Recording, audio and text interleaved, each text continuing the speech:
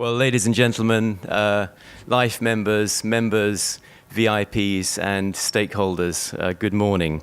It's my great pleasure to be here in Wellington for the New Zealand Aviation Leadership Summit 2014 as we celebrate the 100th year of commercial aviation. It's a special occasion and an opportunity for us not only to look back at how aviation has transformed our lives, but also to look ahead and at how we can shape the next 100 years of aviation. I'd like to offer my sincere thanks to Graham and Samantha and the board of New Zealand Aviation for making this all possible, and echoing what Graham said earlier about strength and unity as an industry. One theme that emerges from the first century of commercial aviation is the importance of collaboration and cooperation between all of the stakeholders in our industry, which leads to the most successful outcomes. And I think today is a very good example of that. We work in an amazing industry. Aviation supports over 58 million jobs and $2.4 trillion in annual economic activity. It creates jobs for Chinese workers who produce clothing which gets worn by families in Africa. It creates jobs for Norwegian fishermen who export their catches to Asia Pacific. And of course, it creates jobs for New Zealand farmers who send dairy and fruit products on Air New Zealand and other airlines all over the world. Aviation also facilitates global supply chains so that the workers in many nations can collaborate to build machines from cars to airplanes. It is a force that was created out of industrialization, but is itself a catalyst to the tremendous growth in the global economy over recent years. As a result, aviation and the businesses that we all support have continuously spread prosperity and have lifted countless people from poverty. The intangibles create even greater value. Flying brings people together, families, friends, and business colleagues. I wouldn't be here to celebrate this with you today if it weren't for the wonder of aviation.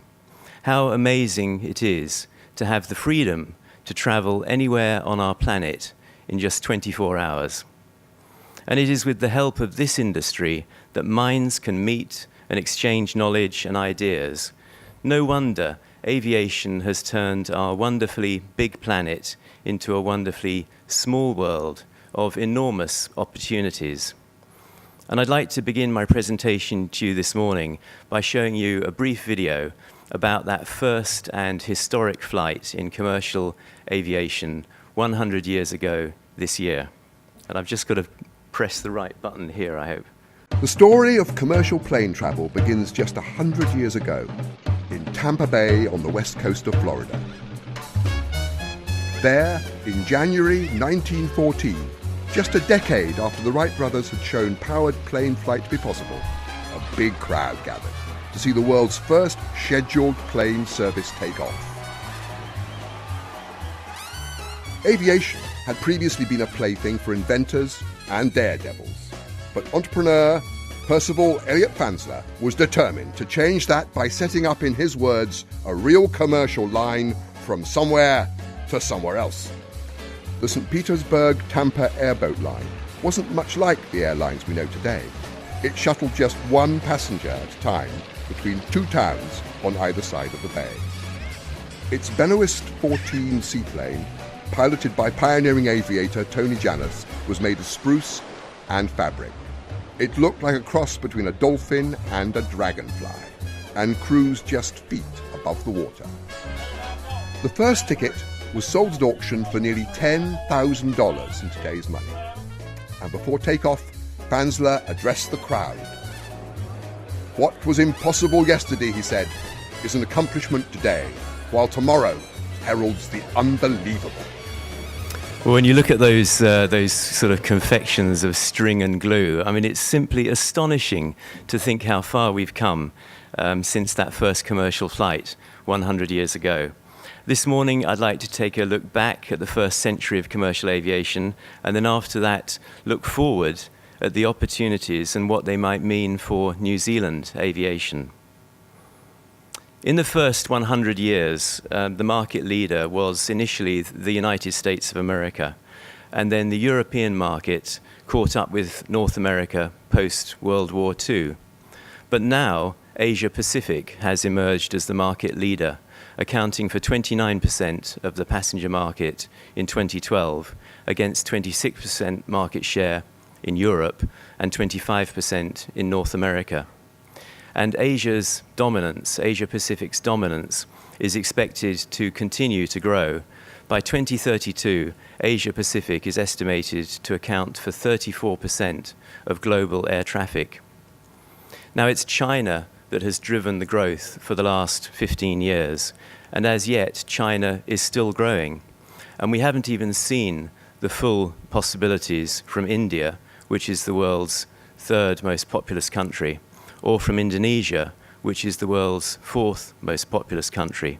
So you can see that the growth is going to continue, and it's going to continue to be strong. And let's consider some of the collateral impacts of all of that. In 2000, only 2 of the world's top 20 airports by passenger numbers were in Asia Pacific, and that was Tokyo and Seoul. In 2011, that number had quadrupled to 8, with 4 of those being in China: Beijing, Shanghai, Guangzhou, and Hong Kong. And think of the impact on construction, on airport management, on air traffic control. And keeping with that theme of air traffic control, look at the number of aircraft on order in the Asia-Pacific region today. Asia-Pacific will need 11,000 new jet aircraft at a cost of billions of dollars in the next 20 years. And the question has to be, how is all this growth in traffic going to be managed? Who's going to fly these aircraft? Who's going to maintain them? And who will pay for them? Airline finances remain fragile at best. In 1978, the USA, which, as I said earlier, was then the world's largest market, they embarked on a brand new experiment with the 1978 Deregulation Act. And after 36 years since then of continuous upheaval and consolidation, and the emergence of a new type of carrier, the low-cost carrier, or the LCC, America's top 5 airlines today are American, Delta, Southwest, which is an LCC of course, United, and JetBlue. And it's only now, after 36 years of upheaval and the consolidation of the US market, that carriers are starting to generate returns. But one fact still remains. The industry as a whole is not making sufficient returns. In fact, with a few notable exceptions, commercial airlines worldwide have never made commercial returns. The industry average for 2014 is expected to be a 2.4% return, comparing to a cost of capital between 7 and 8%. And the average retained profit per passenger is only $5.42. Now, maybe this didn't matter when all of the airlines were state-owned flag carriers, but today, more than 75% of airlines worldwide are in private hands. And with $5 trillion worth of investment required in emerging markets over the next 20 years, this is a very serious concern. Airlines have reduced costs by 60% in the last 40 years, but that improvement in costs has been passed on to passengers in lower fares. And that's benefited the wider economy, but it hasn't benefited the investors in airlines. So who is benefiting from this growth? As an industry average, fuel accounts for 30% of airline costs. And the oil companies do very well, thank you, from the airlines. In fact, all other providers in the air transportation value chain, airports, caterers, ANSPs, forwarders, software suppliers, GDSs, all do better than the airlines. Travel and tourism is a huge contributor to global GDP. Airlines have played their part to help create a massive business in only 100 years. As I said earlier, jobs for over 58 million people worldwide, and delivering over a third of the goods traded internationally by value, worth some $6.8 trillion. But airlines remain very fragile and very exposed to oil shocks, acts of terrorism, and other calamities, and as we tragically saw only last week with the loss of MH17. But in the next 100 years, commercial airlines have to find a way to retain enough profit to cover the required investment. An average profit per passenger of $5.42 simply isn't going to do that. In IATA, we believe that the solution is a rebalancing of the air transport value chain, reducing rather than increasing the cost of infrastructure, finding further efficiencies in air traffic management, reducing a heavy tax burden and costly regulations, and working in partnership with our suppliers and other stakeholders to retain higher returns for airlines. And that brings me to technology. Aviation is one of the fastest advancing technology sectors in human history. The technological advances in this industry have been mind-boggling. And forgive me for boring you with some of the numbers, but they are telling. In 1914, that Benoist airboat that we saw in the clip earlier flew a total distance of 125 miles at 64 miles per hour with a fuel burn of 13 gallons per hour. In 2005, the Airbus A380 was introduced into service, and it can carry 500 passengers, 7,500 miles at 575 miles per hour with an average fuel burn of 6 gallons per hour. So that's a 50% reduction in average fuel burn per passenger, with a 9-fold increase in speed, and the range increased 60 times. Those are fantastic technological achievements. And flying is safe. You are statistically safer sitting in a Western-built jet aircraft at 32,000 feet than you are walking down your high street on the pedestrian pavement. And air travel continues to become safer every year. In 2013, there were over 29 million flights operated on Western-built aircraft with only 12 hull losses. That's one accident for every 2.4 million flights and a 15% improvement on the 5-year average. But even one loss is one loss too many. And the tragic loss of MH370 pointed us to an immediate need. We mustn't allow another commercial airliner to go missing without a trace. And IATA has set up an airline tracking task force working very closely with ICAO, and we expect to be delivering recommendations to ICAO on this in line with schedule in September. It's the environmental impact of jet fuel that has been one of the factors that have driven continual and substantial improvements in technology to reduce fuel burn. Over the past 50 years, technology has advanced the industry to achieve incredible reductions in the environmental impact of airplanes.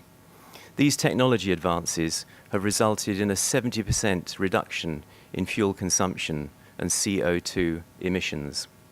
And in addition, today's airplanes are 30 decibels quieter.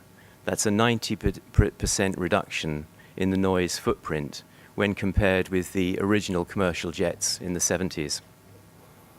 And this improvement trend will continue with the newest generation of airplanes, the 787 Dreamliner, the 747-8, both of which offer additional improvements in fuel efficiency and CO2, as well as reduced noise footprints. And all of this, of course, was on display the Friday before last when Air New Zealand took delivery of its first 787-9 in that spectacular all-black livery. And I was at the Singapore Air Show in February, and everybody was commenting on the Airbus A350, how quiet it was. You couldn't actually hear the engines from the stands as it was doing its turns. quite remarkably quiet. So air travel has been on a consistently downward cost trend over the last 20 years. And even though it looks like the big initial savings are bottoming out, nevertheless, we still aim to improve fuel efficiency by an average of 1.5% annually to 2020, and to cut net emissions in half by 2050 when comparing to 2005. And as we look forward, the lobby and the impetus for reducing our impact on the environment in Asia Pacific will become ever more pressing. One factor is that as developing countries emerge and become developed, they become ever less willing to accept pollution as a cost of modernization. And the other is that people around the world are taking a greater interest in environmental concerns than ever before.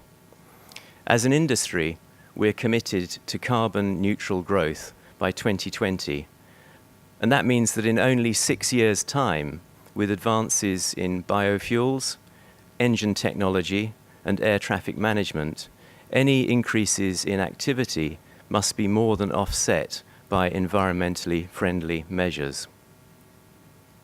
So let's now turn to the customer experience, which is getting more and more influenced by technology. And here come a couple of images that say it all for me about the latest changes in our world and how these have had a huge impact in only just the last 7 years. And they're going to continue to transform our world of aviation. So, okay. So this is the 13th of April 2005, and it was the inauguration of Pope Benedict XVI, the new Pope. And as you can see, thousands of people gathered in St. Peter's Square to welcome the new pontiff. And if you look carefully, in the bottom right-hand corner of this picture, you can see one smartphone camera in the bottom right-hand of the picture. And then just 8 years later, on the 13th of March 2013, a new pope was elected, Pope Francis. Spot the difference. What happened between 2005 and 2013 was that the Apple iPhone was launched in 2007. 1 year later, it was the world's fastest selling handheld device. In the 7 years since launch, 500 million of these devices have been sold around the world. And that's just iPhone. That's not including Samsung, which is actually the industry leader in terms of quantity. Pretty soon, every human being on our planet will have some sort of personal electronic device, or PED, except babies, of course. We hope, anyway. In the wireless world of today, the future for the customer experience could look very different indeed.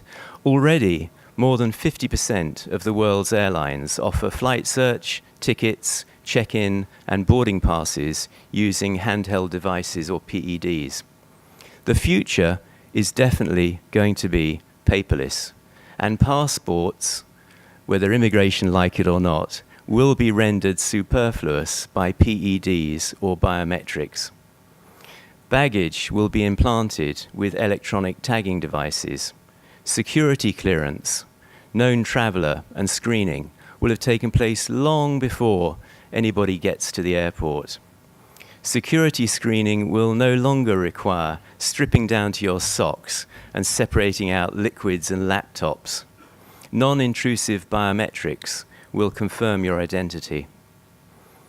And the terminal building will simply be the place where the passenger drops off and picks up his bag. It will be a world apart from today's paper experience, with up to 8 physical checks of documentation, queues to check in, queues for immigration, hundreds of security and customer services personnel. All you will need to travel and pay is possibly a personal electronic device and/or biometrics that establish your identity. In short, it will be a lot less stressful, and it should cost a lot less money to build and to run. And the industry is promoting progress on all these fronts through the Simplifying the Business initiatives, Fast Travel Programme, and new distribution capability. And a final phenomenon in this sphere, which I think is worth considering, particularly here in New Zealand, is the so-called big data. As the costs of communications have fallen dramatically, so has the cost of storage and analysis of data. And the ability to accumulate and analyze vast amounts of data is now becoming available and affordable to everyone.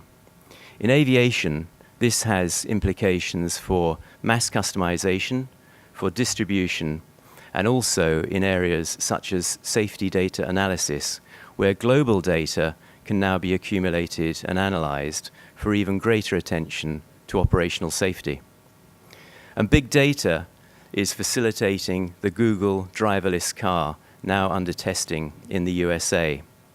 UAVs, or unmanned aerial vehicles, have just been approved this year to be managed within the US air traffic control systems. And what does that mean for the future? That means that pilotless aircraft could feasibly be introduced into commercial service within the next 10 to 20 years, most likely for cargo. Ground-based systems and operators will control aerial transports with all the implications that has for air traffic control. Imagine the skies filled with integrators' cargo drones carrying small parcel shipments to their clients' offices and homes. It's not a very pleasant thought, actually. What I would like to explore now is what the trends identified mean for New Zealand and what opportunities exist, because there are very real opportunities. New Zealand is a stunningly attractive tourism destination, as long as it can remain affordable to the flood of new flyers that are being generated in the other markets of Asia Pacific. And there is clearly the opportunity to double the number of inbound arrivals to New Zealand over the next 10 years, and then to double it again after that. Just think about that for a moment, and how on earth is that ever going to be managed? In order to make it happen, travel costs need to remain affordable. Capacity in terms of airlines and infrastructure needs to double, but that capacity needs to complement a vibrant tourism industry that stimulates sustainable demand and reflects the needs of all types of tourists, from businessman to backpacker, from the front of the plane to the back of the plane. Now, in New Zealand, one should never lose sight of the fact, and I'm sure I don't need to tell you, that here we are today at the end of the line. The only point to transit onto has been the South Pole. And this means that air connectivity is even more essential than in other countries. Air New Zealand is acutely aware of this, and Christopher Luxon, their CEO, has spoken about Air New Zealand's role not simply as an air carrier, but as one of the enablers for the whole travel and tourism industry in this magical country. New Zealand is better aware than others of the broader benefits that accrue from aviation. And tourism is a tremendous contributor to the New Zealand economy. 235,000 direct and indirect jobs, and $16 billion in GDP contribution. And it's one of the two largest earners of foreign exchange, along with dairy products. One of the challenges facing government is to create and enhance every aspect of a tourism-enabling environment. Travel and tourism is a complex activity, and perhaps one of the most fragile links in the chain is the provision of air transport. Industry margins of just 2.4%, as I said earlier. And whilst fuel companies, GDSs, airports, ANSPs, agents, hotels, generally all appear to benefit strongly from the tourists that airlines bring into the country, airlines themselves struggle to make ends meet. Air New Zealand is currently on top of its game, and it has enjoyed sustainable success over the last few years, something that's a very real tribute to the management and the staff of the airline. But the airline industry as a whole continues to need to be carefully nurtured. And I would remind the audience that when things go wrong, or when the business environment is wrongly calibrated, it is generally the airlines that suffer first and usually disproportionately. New Zealand has benefited hugely from competition in the skies, and you can't afford to lose any of the players that have provided that stimulus. The importance of an enabling environment created and nurtured by best practice regulation of affordable infrastructure in both airports and ANSPs cannot be overstated. Now, I understand there is continued discussion on regulatory environments, but I would say that the government has an opportunity to build a cohesive, well-resourced aviation sector by advancing regulatory regimes that provide for certainty to investors, to airlines, to airports, to the ANSP, and ultimately what we're all here for and why we all enjoy this business so much, to the travelling public. For a small country at the end of the line, playing in the international market, industry cohesion, as Graham said earlier, is absolutely critical. And continued consultation with airlines and due consideration of all the benefits that airlines enable to other parts of the industry and to the general economy should be a key imperative. What is needed is an environment that is built on cooperative, competitive outcomes that come as a result of negotiations, not just unilateral consultation. So our brave new world of the future has some opportunities. It also has some risks. The high level of automation means that there will be significantly fewer customer services people in the airport of the future. It is likely that many of these service and process jobs will reduce, and it's right that we should foster customer-led innovation such as smartphone apps and kiosk technology. Equally, the pressure for more pilots and more engineers and more air traffic controllers to manage the huge growth in activity will grow stronger. For example, there is forecast to be a severe global shortfall of pilots, 10,000 by 2030, and that's less than 15 years away. And New Zealand already has a well-earned global reputation as a training centre for these categories of skilled staff, and needs to think about how best to expand that capability, because the opportunity is going to get bigger. Now, it's almost 3 years since the Rugby World Cup in New Zealand, but I'm sure you'll remember the final match and the All Blacks claiming that coveted victory. Oh. Okay, this is a bit of history. So I just had to put that one in there. I want to check everybody was awake. Okay, here we go. And this is the future. The last lot was just history, and thanks very much to all of you for letting us win once in a while. It makes me feel better. Just as the All Blacks win, or their winning streak, doesn't come without preparation, bridging that shortfall in aviation-related professions requires planning and preparation. And New Zealand is very well placed to contribute significantly in developing that critical talent pool with sufficient forward planning. Other recently announced exciting plans included satellite rather than ground-based navigation and surveillance, combined with other measures to achieve shorter and more direct flight paths and fewer delays. And one of the liberating factors of the new technology is it's not limited by geography. New Zealand has some of the best air traffic control systems and some of the best air traffic controllers in the world. And it could combine this with the big data revolution and develop a global reach. And I think that's a very real opportunity for New Zealand. You've just got to grab it. So, reflecting on the achievements and the challenges of the past century helps set us on the right planned course of action to continue to make flying safer, more secure, increasingly efficient and sustainable. And among those who witnessed the Benoist airboat, the first commercial aircraft, carry a single passenger across Tampa Bay in 1914, who could have imagined what aviation would look like today? Well, at least one person could see that something incredible would evolve, and that was Percival Fansler. And he said, "What was impossible yesterday is an accomplishment today, while tomorrow heralds the unbelievable."